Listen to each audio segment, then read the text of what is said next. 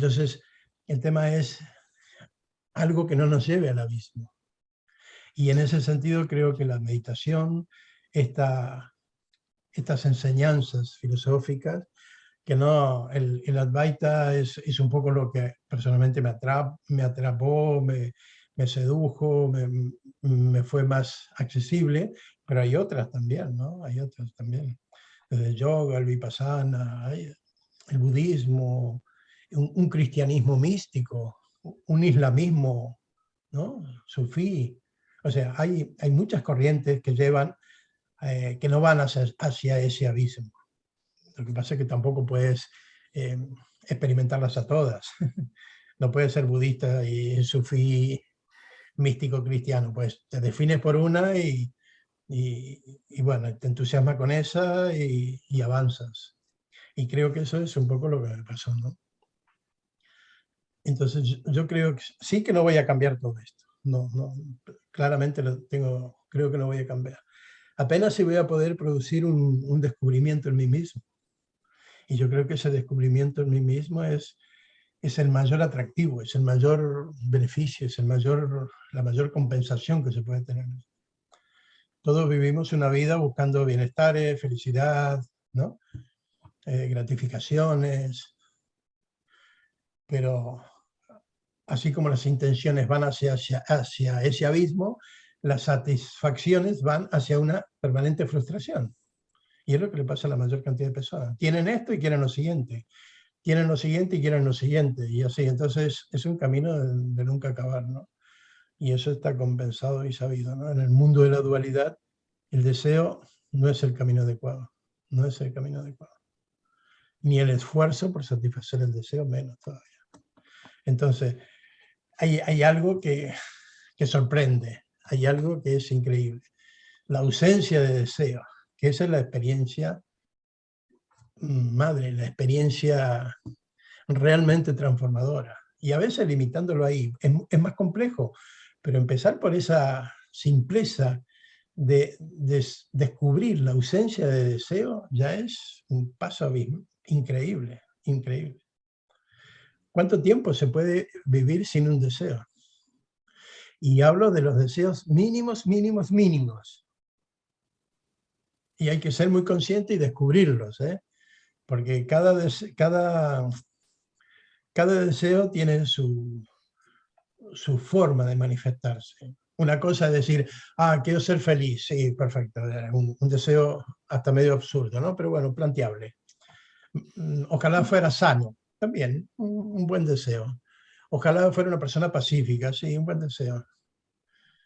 Pero, por ejemplo, un deseo simple, sencillo, donde a veces uno no se da cuenta que está generando un deseo, es ver el siguiente momento. ¿Por qué te vas al siguiente momento? Y en ese siguiente momento hay un deseo, si no te quedas aquí, aquí y ahora en lo que está sucediendo. Cada vez que el pensamiento se va al siguiente momento es un deseo. Y fíjate que ese pensamiento que te llevó al siguiente momento tiene las 1000 formas en las que puede manifestarse el deseo. Las 1000 formas en las que puede. Entonces, lo detectas simplemente ahí, simplemente ahí. Si uno puede estar como muy alerta y decir, ¿en qué momento me fui al siguiente? ¿En qué instante mi pensamiento me alejó de la experiencia presente? Y no puede haber más que otro deseo. No puede haber más que un deseo ahí, que te lleva, que te impulsa, que te mueve hacia eso. Si no estás aquí, no el aquí y ahora, que está bien, ese es más cerquita, pero es mucho más todavía, ¿no? En lo que está sucediendo. Porque el aquí puede ser hoy, el aquí puede ser esta hora, el aquí es ir a este lugar, el aquí y ahora puede ser este lugar y esta hora, pero no, es mucho más que eso. Es decir, es esto que está sucediendo tal como está sucediendo. El aquí y ahora tiene que ver con lo que está sucediendo. Y está bien esa frase, aquí y ahora, con lo que está sucediendo. Porque lo que está sucediendo ahora y aquí. Pero le falta la frase que realmente hace que uno no se mueva de esa experiencia. Y es tal como es. Tal como es. Cuando se dice aquí y ahora, no le agregan esa frase. Aquí y ahora, tal como es. Aquí y ahora, así. Aquí y ahora, así. Aquí y ahora, así. Y ese así que se le pone, ya está instalado un deseo. Porque nosotros al aquí y ahora lo ampliamos, ¿no? Al aquí de esta habitación, a la hora de esta hora. Y sigue siendo ahora, ¿no? Es la hora de ahora. Tenemos límites en los cuales ampliamos el aquí y ahora y los llevamos a distintas magnitudes en los que nos sentimos un poco cómodos. Pero reducir totalmente ese aquí y ahora a lo que está sucediendo, tal como está sucediendo, es no moverse del instante presente. No moverse del instante presente. Nosotros tenemos una experiencia y una posibilidad de lograrlo eso, y es silenciando la mente. Stop. Entonces tú dices, cuando la mente se aquietó, no hay forma de salirse del aquí y ahora. No hay forma de cambiar lo que es tal como es. No hay forma. Y entonces ahí aparece el descubrimiento de ese deseo que me saca del momento. De esa intención que sin darme cuenta he puesto de que algo puedo cambiar, algo puedo mejorar, ¿no? Y parece que va impregnado de buenas intenciones, va impregnado de buenas actitudes, ¿no? Pero lo hemos contaminado. La pureza de la experiencia del aquí y ahora es tal como es. Esa es la palabra o la frase que le falta al aquí y ahora. Mira que del aquí y ahora se habla hace cuánto que se conoce, ¿no? La psicología, la filosofía, han hablado mucho del aquí y ahora, mucho. El Giernao ya lleva su mucho tiempo dando vuelta en la mente de los seres humanos. Pero le faltó algo que es tal como es. Aquí y ahora, tal como es. Porque si no es el aquí y ahora que me gusta, el aquí y ahora que me siento cómodo, el aquí y ahora que está bien, el aquí y ahora que me relaje, el aquí y ahora que nada, ¿no? Y es el aquí amplio y el ahora amplio. Yo manejo esos límites. El aquí de esta habitación, no, la habitación es muy amplia, muy amplia. Reduzco ese aquí. Este cuerpo, no, es muy amplio, es muy amplio este cuerpo. ¿Qué es el aquí de la existencia? La mente, no, es muy amplia la mente. ¿Qué es el aquí real, verdadero? Esa experiencia que el silencio te dice, nada para allá y nada para allá. Ese es el aquí. El ahora pasa lo mismo. El día de hoy es, bueno, la hora de ahora, ¿no? Las 8 de la tarde es ahora. Estamos en esta hora. Vamos a los minutos, a los segundos. El tiempo también, nosotros lo manejamos, lo ampliamos, lo reducimos de acuerdo a ciertas comodidades. Yo me desenvuelvo en esta hora y tengo cosas para dentro de 10 minutos, para 5, para 15. Tengo minutos para atrás también. Por lo tanto, el ahora no es lo que está pasando tal como está pasando. Y ahí está creo la clave, ¿no? Entonces, las personas tenemos una posibilidad de descubrir esa frase donde podemos empezar la experiencia, ¿no? De detectar, descubrir la ausencia de deseo. Y fíjate, no irse a tanta filosofía, tanta explicación, tanta aclaración, tanta teoría, y quedarse reducido a esa expresión, ausencia de deseo. Vamos a profundizar en esa frase, ¿no? Ausencia de deseo. Y ahí descubres, entonces, ¿qué es lo que no hay que desear? Pues la palabra sería nada. ¿Qué significa no desear nada? ¿Cómo se logra el no desear nada? Y entonces ahí la única posibilidad real es descubrir ese aquí ahora, ese instante en el cual lo que está sucediendo está siendo experimentado tal como es, sin ningún agregado ni quita de nada, ¿no? ¿Y quién quita y quién pone? La mente. Nadie más que la mente le quita y le pone cosas al instante presente. Esa es una comprobación muy, muy intensa, muy fuerte, muy, no sé cómo decirlo, muy, muy evidente. Cuando uno realmente descubre ese instante y empieza a descubrir. Entonces, el descubrimiento del aquí y ahora, tal como es, se le llama éxtasis, despertar, trascendencia, iluminación. ¿Por qué? ¿Por qué le han puesto todos esos nombres? ¿Por qué? Porque es tan especial la experiencia, tan especial, que es como desarmar todo un cúmulo de conocimientos y dejar la experiencia en la pureza total. Cuando tú ves algo, fíjate que es muy difícil que veas algo sin decir lo que es o lo que estás viendo. Es casi imposible, casi imposible.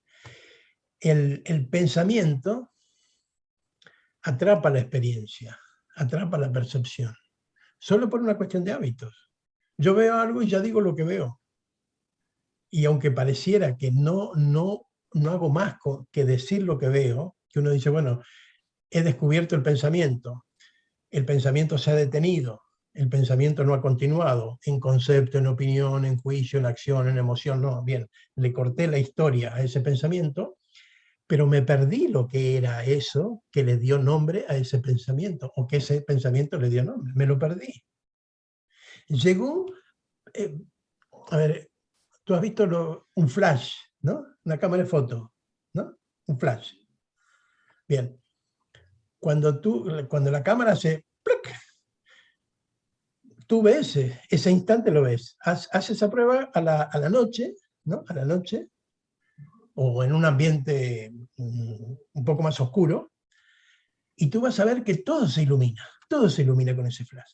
Pero es tan instantáneo que la oscuridad lo tapó otra vez, Nuestros pensamientos son como la oscuridad después del flash. El flash nos mostró todo, y además nos mostró todo tal como es. El flash no pinta un color más oscuro, más claro, no. El flash muestra lo que la oscuridad te estaba tapando o no estaba permitiendo ver, ¿no? Entonces, no hizo el libro más grande, no hizo el vaso más transparente o menos transparente, no. El flash, un pantallazo de realidad. Pero no duró. En este caso por una cuestión energética, porque la energía se corta instantáneamente y la luz desaparece, por lo tanto, la oscuridad vuelve otra vez a tapar toda esa aparición. En nosotros pasa lo mismo con el pensamiento. Yo percibo la realidad tal como es. Yo tengo un pantallazo permanente de la vida, de lo que veo, lo que escucho, lo que siento. Tengo un pantallazo permanente. Pero el pensamiento es el que, en este caso, no oscurece, sino que conceptualiza, me dice lo que es eso, cuando en realidad eso no era eso que me decía el pensamiento. Entonces la experiencia, la propuesta, es descubrir ese instante anterior a que el pensamiento lo atrape. Y volvemos siempre a lo mismo, ¿no? O sea, no hay otro camino que el silencio. Es estar ahí, en esa quietud, hasta que el pensamiento no aparezca. La percepción va a estar siempre. Yo tengo los ojos abiertos y no puedo decir no veo. No, siempre voy a estar siempre viendo. Pero ¿puedo en algún momento estar viendo y dejar de saber lo que veo? Sí. Y en ese instante que veo y dejo de saber lo que veo, se ha producido un fenómeno que se llama unidad. Es decir, lo que veo y yo, que soy el que lo veo, no hay división. No hay división. Esa es la experiencia que llamamos despertar trascendente. Simplísima, simplísima. Pero necesitamos de un cierto entrenamiento para que el pensamiento no le demos tanta energía para que opine, para que diga, para que exprese, para que conceptualice, para que describa, bla, bla, bla. No, mudo. Yo no puedo decir no quiero pensar, porque ahí entra el absurdo, ¿no? Es el típico pensamiento que entra por la puerta de atrás. No, no quiero pensar. Qué bien, no estoy pensando nada. Vaya, totalmente absurdo y innecesario. Es silencio, ausencia de pensamiento, ausencia. Y cuando es ausencia de pensamiento, es ausencia de todo tipo de pensamiento. Y cuando esa percepción que siempre, siempre está llegando, yo lo pueda no contaminar. Es como si prendiéramos un flash y se quedara la luz del flash prendida. Y yo puedo seguir percibiendo los colores, las formas, todo lo que el flash está iluminando. Pero ahora lo ilumina tal como es. Yo apago el flash y la oscuridad, ¿qué hago con la oscuridad? Me tengo que imaginar cómo era, ¿no? Tú lo viste de golpe con el flash y después dices, a ver, ¿cómo era? Bueno, era así, me parece. Ya te fuiste de la realidad. Pues ya tienes que imaginar, bueno, estoy usando una metáfora, ¿no? Para ver cómo ante la falta de realidad de esa percepción aparece la interpretación. Y en este caso, si el flash se apagó, la oscuridad no me permite seguir viendo, pero la imaginación, la mente me dice, ahí había tal cosa, ahí había de este color, ahí había esto otro, me parece, debe ser. Bla. ¿Se aproxima? Sí, pero ¿es lo que era? No, no, imposible lo que era.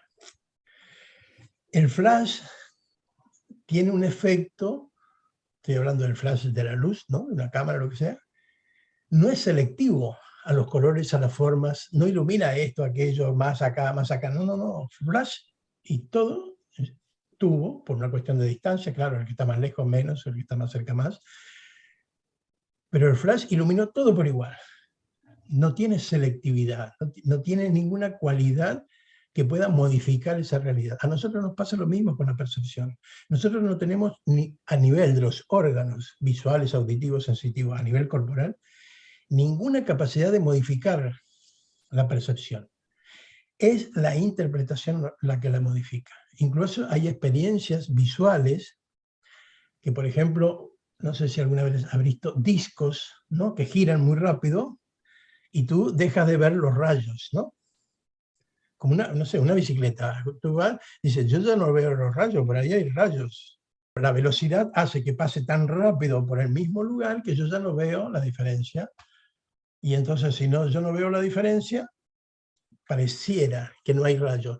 Pero yo, cuando estoy percibiendo, yo estoy percibiendo todos los rayos. Lo que pasa es que esa velocidad de percepción no tengo un pensamiento para detectarlo.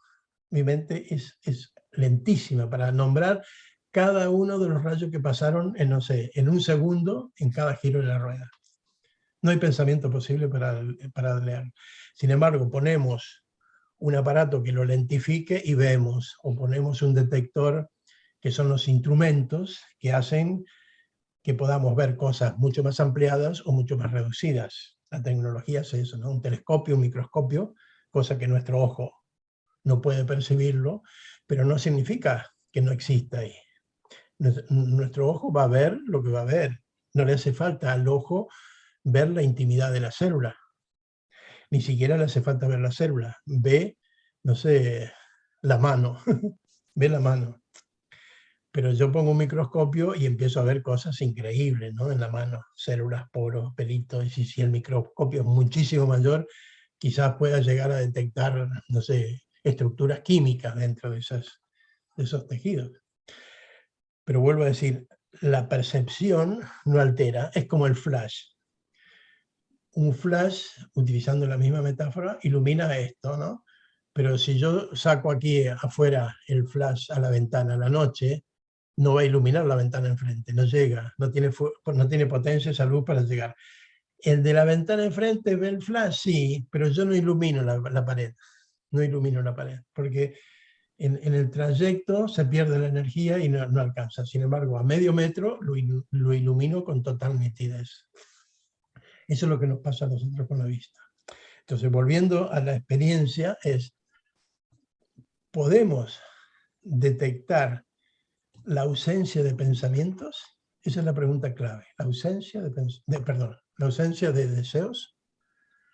Y la ausencia de deseos es el aquietamiento de la mente para que esa percepción de lo que está llegando a mí no sea tocado, contaminado, alterado, afectado, interpretado por un pensamiento que es producido obviamente por esta mente, ¿no? Que nosotros tenemos el hábito, la costumbre. Si nosotros no hiciéramos nada de eso, no tenemos la experiencia del protagonismo de la existencia. El gran miedo que tiene el ser humano es desaparecer. Es decir, yo desaparezco. En esa experiencia yo desaparezco. En un segundo ni me doy cuenta que he desaparecido. Pero si yo paso una hora en esa experiencia, ¿cómo puedo desenvolverme en esa experiencia si no estoy? ¿No? Yo estoy percibiendo. No estoy interviniendo para nada con los pensamientos. Eso significa que lo que percibo y yo no hay diferencia. Es el pensamiento el que dice, eso es una botella y yo soy el que la percibo. El pensamiento dividió la experiencia. Sin pensamiento, eso, que es lo que percibo y yo el que lo percibo, no hay diferencia. El yo ha desaparecido, aquello ha desaparecido. Solo ha quedado una experiencia. Por eso se dice que en la religión hay una palabra que es la Trinidad, ¿no? Que está muy mal concebida en el sentido de que la Trinidad son tres aspectos que se reducen a uno o que se sintetizan en uno, ¿no? Se sintetizan en uno. Por ejemplo, lo que yo veo, lo que veo, en este caso la botella es el objeto, ¿sí? Lo conocido es el objeto, la botella. Yo soy el sujeto. Pero hay algo que persiste y que es el que lo integra, que es el ver, el ver. Cuando solo queda el ver, sin concepto de lo conocido y sin concepto o percepción del sujeto conocedor, solo queda el ver. Ver, ver. El ver es la percepción sin contaminación del pensamiento. El ver es la ausencia de deseo. Ver. Fíjate que es ver y no ver algo y no verlo. No, es ver. El verbo se quedó en ver. Oír. En la Biblia hay una frase que dice, y al inicio fue el verbo. En la Biblia no dice, al inicio estuvo Dios. En la Biblia dice, al inicio estuvo el verbo, o el inicio fue el verbo. Ya, obviamente que la Biblia la escribió alguien. No, obviamente que la escribió alguien, aunque sea el Antiguo Testamento, pero la escribió. Ya las experiencias de esa gente, sabia seguramente, ya detectaron que la experiencia real de esa divinidad era solo ver, solo ver. Cuando se tenía esa experiencia de solo ver, estaban en la manifestación de la divinidad. Es decir, todo era uno, solo Dios era la presencia que se manifestaba, y era solo ver, era solo escuchar, era solo sentir. Fíjate, solo verbos, ¿no? Solo verbos. De ahí que apareció escrito que tú le preguntas a cualquier cristiano, lee la Biblia y está escrito en la Biblia. O sea que al inicio fue el verbo. Nadie entiende, ¿sí? ¿Cómo puede ser el verbo el creador del mundo, el universo, cuando todo el mundo habla de Dios? Obviamente que el verbo se sustituyó por Dios. La palabra verbo se sustituyó por Dios. ¿Qué significaba el verbo? El ver, la unidad. No hay nada conocido y no hay nadie que lo conozca, hay solo ver, y esa es la manifestación de la totalidad. Hay solo oír, hay solo sentir, hay solo percibir, hay solo ser. Cuando uno vive esa experiencia solo de ver, solo de sentir, ni siquiera están separadas y divididas, porque para dividir el ver tiene que haber una palabra que identifique ese verbo. Para hablar del oír tiene que haber una palabra que identifique ese otro verbo. Entonces, solo ser, un poco lo engloba todo. Incluso el silencio de lo que habla en el Advaita, dicen, en el silencio más absoluto, lo único que hay es la unidad a lo que llamamos Dios, ¿no? O para el Advaita, el absoluto. Pero otra vez palabras, otra vez palabras. Que bueno, sabemos que se refieren a eso. Pero antes de llegar al absoluto, a la experiencia de Dios y a y a la trascendencia y todo, decir, bueno, el caminito está, puedo experimentar la ausencia de deseo y zambullirse en eso. Y a ver, ¿cómo es? ¿De qué se trata? ¿Cómo empiezo? ¿Cómo continúo? Es decir, si experimento eso, pues no, mira. Y ahí empieza el famoso Netinetti, ¿no? Esto no, esto no, esto no, esto no. Cada vez que digas algo de lo que has experimentado, pues no, no, no, no. Hasta que llega un momento que lo que has experimentado en esa ausencia de deseo ha sido un presente total, sin ninguna posibilidad de ser expresado, manifestado o nombrado. Por eso muchas expresiones dicen, cuando descubras aquello que no tiene nombre ni forma, es eso. Lo que no tiene nombre ni forma es eso. Y eso que no tiene nombre ni forma es el ver, no algo ni por alguien, sino el ver, o el escuchar, no algo y por alguien, el sentir, el percibir. Y fíjate que empezamos en esa frase, ¿no? En ese detectar la ausencia de deseo. Después aparece, hay otras formas de deseos. El rechazo no deja de ser un deseo opuesto. Cuando yo deseo, quiero algo que aparezca. Cuando yo rechazo, no quiero eso que sí está apareciendo, ¿no? No, pero no deja de ser un deseo, es querer algo, ¿no? Es querer algo. O sea, el rechazo es otra forma de deseo que le damos una característica especial negativa, ¿no? Es un presente que no quiero, mientras que el deseo, como lo tenemos concebido, es una ausencia que percibimos o que nos damos cuenta en lo que está sucediendo. Y por eso que lo deseamos. La aceptación de lo que es tal como es, dicho de otra forma, la ausencia de deseo. Es la ausencia de deseo. Cuando decimos esto, ¿no? De que solo hay que ver, solo hay que escuchar, solo hay que sentir, entonces no hay que hacer nada, en teoría, claro. En teoría no hay que hacer nada. No, no, lo que estamos buscando es experimentar la realidad que es tal como es. Lo que soy tal como soy. Después de esa experiencia, después de esa comprobación que no hemos vivido, entonces cuando yo hable, voy a saber que el que está hablando, ¿sí? El que está hablando, habla y se expresa desde esa experiencia que yo ya he descubierto y he conocido. Ahora tengo claro que no soy el que habla, que no soy el hacedor. Ahora tengo clarísimo que no soy el hacedor. Pero hasta que no viva esa experiencia de quién es el verdadero hacedor, quién es el verdadero hacedor, me lo voy a atribuir a mí. Me lo voy a atribuir a mí. Entonces, pasada la experiencia, después vas a hablar, claro que vas a hablar, te vas a relacionar, vas a comunicar, te vas a emocionar, vas a hacer cosas. Podemos decir, volvemos a la misma vida que teníamos, pero ahora has experimentado que no eres ese que hace, que sienta, que se emociona, que experimenta y que piensa. No. El que piensa, siente y se emociona es eso que eres a través de esta experiencia, a través de esta experiencia corporal. No eres eso. El famoso yo separado, el ego, ¿no?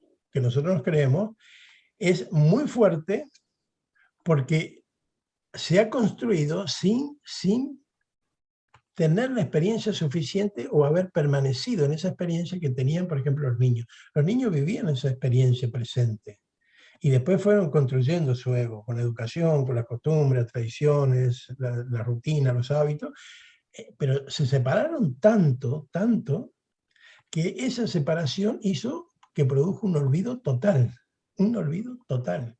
Entonces, volver a conectar con esa experiencia es lo que ahora nos estamos proponiendo. Cuando uno vuelve y descubre, cuando uno descubre lo que ha sido, lo que siempre fue, lo que siempre será, pero son palabras estas, no importa. Entonces dice, todo aquello era una ilusión, todo aquello era una ilusión, era algo que yo creía. Vas a hablar, sí, pero no es importante atribuirte que eres el que habla. Es el hablar.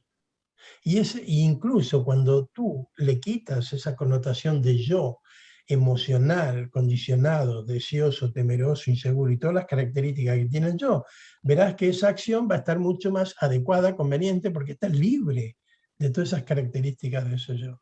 Está libre de esas características. Porque ahora el hacedor no es ese yo. ¿Existe un hacedor? Sí, pero ya no es ese hacedor. Y ese hacedor, incluso ya vamos a una explicación un poco mental, pero que no siempre lo aclara bien, ese hacedor somos todos por igual. Entonces, el interrelacionamiento de las acciones es mucho más, llamémosles, en red, interconectado. No es tan separado, individualista, egoísta, ¿no? O sea, por eso que hay una expresión que se dice, cuando uno se da cuenta que la conciencia es uno solo y todos somos lo mismo, ¿cómo voy a odiar a los demás? Es clarísimo, ¿no? El razonamiento. Todos somos lo mismo, ¿no? Conciencia, manifestada en distintos cuerpos y mentes. Bien, si somos lo mismo, cuando yo conozco esa experiencia de ser eso, que somos lo mismo, imposible odiar a otro. Es como decir, este es mi mismo cuerpo, pues yo no me puedo empezar a hacer daño a mi mismo cuerpo, ¿no? Porque claramente, es decir, me estoy destruyendo a mí. ¿Son partes diferentes? Sí. ¿Tienen funciones diferentes? Sí. ¿Tienen aspectos diferentes? Sí. La mano, el codo, el brazo, el hombro, la nariz, la cabeza, todo diferente, pero es lo mismo, soy yo mismo. Imagínate esto en la condición humana o existencial. Todos somos lo mismo, conciencia, manifestada de distintas formas, mano, hombro, codo. Cuando yo descubro que soy lo mismo, entonces no puedo andar rompiendo acá, machacando acá, tirando de acá, haciendo acá, no. Esa es un poco la expresión de que quien experimenta el sí mismo, pues descubre la paz por una innecesidad de agresión, de ganar, de dominar, de ser... Es como decir, estas manos se pelean entre ellas. ¿Cómo sería una pelea entre estas manos? Es el sí mismo manifestado, es el sí mismo en mí, es el sí mismo en todo lo que se manifiesta. Ahora, esa experiencia de sí mismo, única, conciencia que lo es todo, intelectualmente es imposible explicarla, comprenderla, porque está más allá de la experiencia de la mente, está más allá. ¿Qué significa más allá? Que hay que silenciar el proceso racional, mental, descriptivo, conceptual, para ver la realidad de lo que es. Y entonces cuando ves la realidad de lo que es tal como es, en ausencia de deseos, entonces se acabó esta dualidad en la cual generamos conflictos, polarizamos, enemistamos. La vida es lo que es tal como es. El ser humano mismo no tiene una experiencia de vivir eso porque entonces no va a salir del sufrimiento, no va a salir del sufrimiento. ¿Un animal puede sentir dolor? Sí, puede sentir dolor, pero no sufrimiento. Y esa es la diferencia con el ser humano. El dolor es un mecanismo instintivo, ¿no? Que la vida y su naturaleza fisiológica y dinámica hace que garantice esa supervivencia. Pues el león es más fuerte, pues se va a comer a la cebra. Bien, ¿la cebra le va a doler? Sí que le va a doler. Pero la cebra, desde esta concepción, la cebra no va a sufrir, sentirá un dolor. Es como si tú sintieras que el dentista te está sacando una muela. Vamos a ponerle sin tanta anestesia, te la saca, ¿sí? Produce esa imagen sin deseo de dividir, de ver la situación desde la justicia o la injusticia, saca la ausencia, el pensamiento que polariza, que divide, que nombra, que describe, saca el personaje que está haciendo de ejecutor de esa descripción, de esa ¿cómo diría? De esa forma de justificar como bueno o malo esa acción, y lo que queda es eso, eso. Eso que percibimos es la percepción pura con ausencia o sin deseos, de lo que es tal como es. Es bueno, la palabra bueno no sirve. Es malo, la palabra malo no sirve. Antes de decir bueno, antes de decir malo. Eso. La palabra eso es orientativa, ni siquiera es eso. pero es orientativa para decir a dónde nos dirigimos, ¿no? Por eso quizás el caminito a recorrer sea más sencillo, pero que necesita constancia, que necesita permanencia, que necesita cierta intención en los inicios para decir, a ver, quiero descubrir la ausencia de deseo, quiero experimentar la ausencia de deseo. Y quiero que esa experiencia tenga no solamente un flash, porque nos ha sucedido muchísimas veces el flash, probablemente. Algunos nos hemos dado cuenta y otros no. ¿Puedo permanecer con el flash prendido? Ese es el secreto. ¿Puedo permanecer con la ausencia de deseo y quedarme en esa percepción sin tocarla, sin alterarla, sin afectarla? Y cuando llega un tiempo, una forma, digamos, en la cual esa ausencia de deseo se estabiliza, lo que es empieza a ser percibido sin el deseo, porque al principio, nosotros tenemos la experiencia, ¿no? Hacemos un stop y nos quedamos ahí, ¿no? Como inmóviles.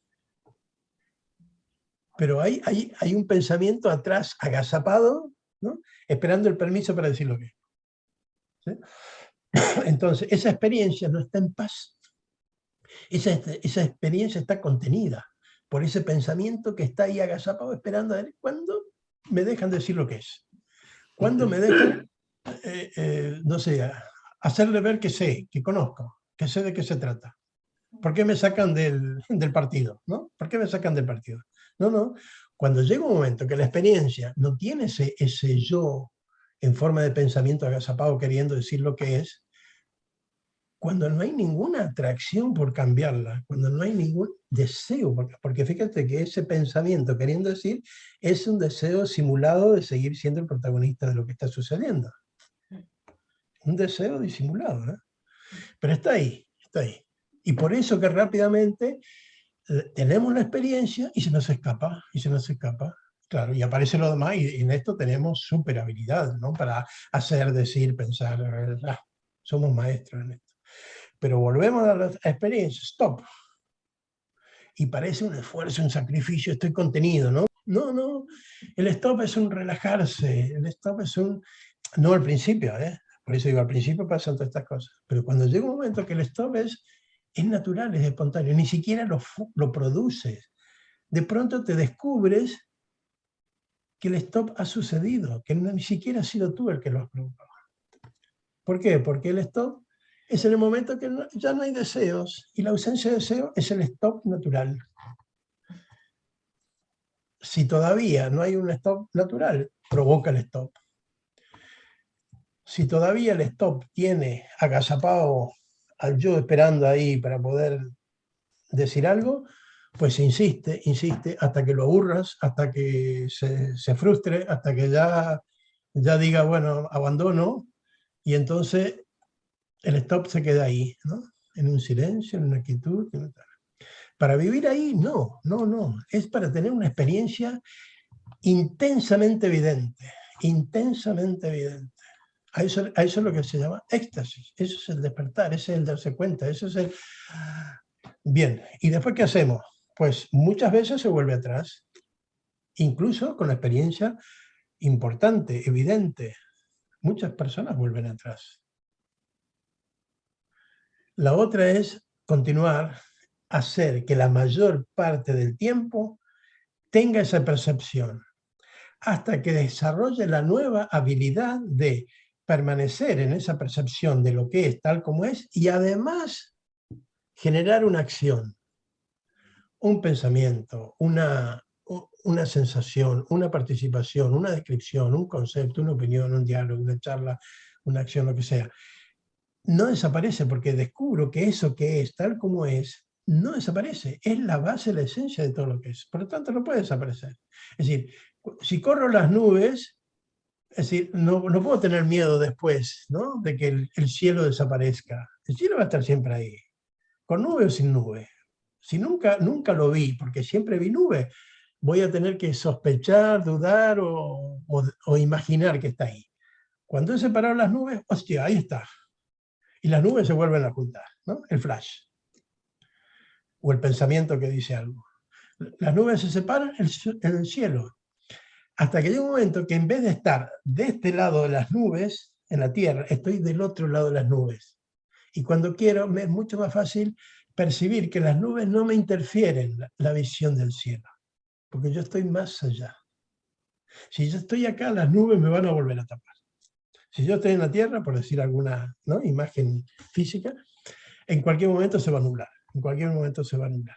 Bien, si yo estoy todavía atrapado en el pensamiento y en esas ganas de saber, de decir, de ser protagonista del ego, en cualquier momento va a estar la percepción y yo, pum, atrapándola, interpretándola y manipulándola. La experiencia es esa, el caminito es ese.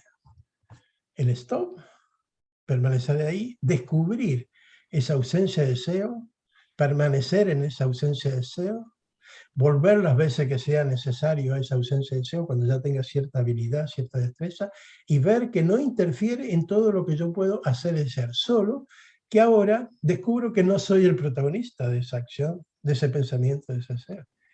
Desapareció el hacedor y persiste la acción. Persiste la acción. Vamos a seguir pensando, vamos a seguir sintiendo, vamos a seguir haciendo. El mundo no se para porque una persona despierte. No, no. ¿Cómo sería ese mundo para esa persona que despierta? Solo eso, la percepción de que es algo que no es afectado, que no es modificado, y que solo esas acciones son las que se modifican. Por lo tanto, ya no estoy tan atrapado en esa variación de modificaciones de las acciones, sino que estoy en la esencia, en la fuente, que no se altera, que no se